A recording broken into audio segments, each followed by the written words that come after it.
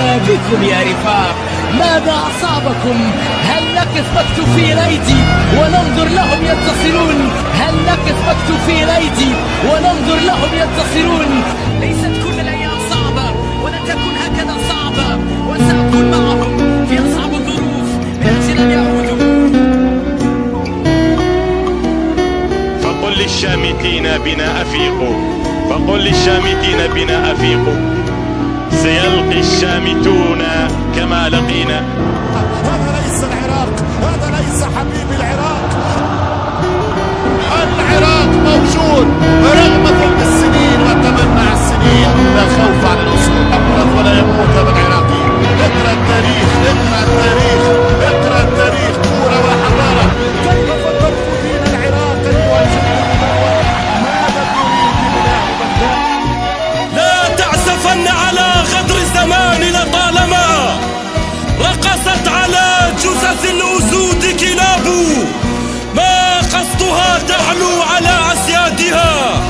تبقى الأسود أسودا والكلاب كلاب، فنحن وإن جار الزمان لبرهة نبقى الكبار وغيرنا أقسام.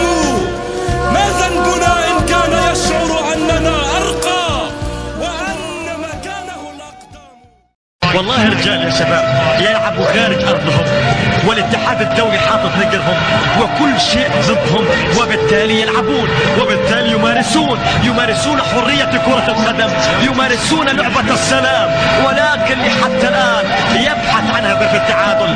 المنتخب العراقي الذي فرحنا به في بطولة كأس آسيا سنشعل من نيران المدن شموعا لكم. هنا ستشاهدون النجوم، هناك أيضا ستشاهدون النجوم من وطن توقظه الطائرات، من شموس تعانقه دجلة والفرات. سنفرح هذه المرة، سنبتسم رغم التأخر، فإن إحساسي يقول بأن التعادل قادم والتقدم قادم. فعلا التقدم سيكون قادم في أي لحظة من اللحظات، ولكن علينا الصبر في قادم الدقائق، لأن المنتخب العراقي هو صاحب روح قتالية عالية جدا وجدا فعلا.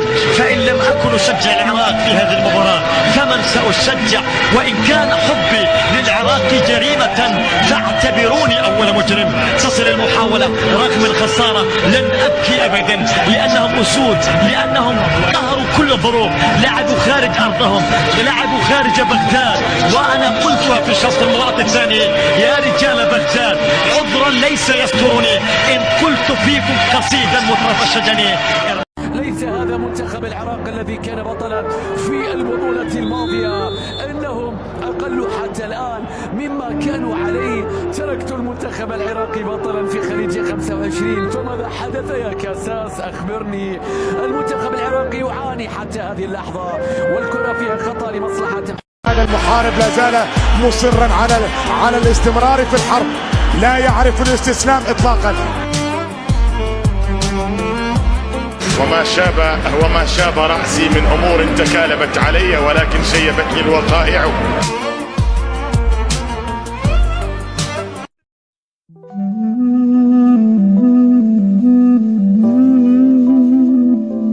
الله يا يونس، الله يا يونس، هذه جبارة من بلد الجبارين، جبارة، هذه جبارة. الله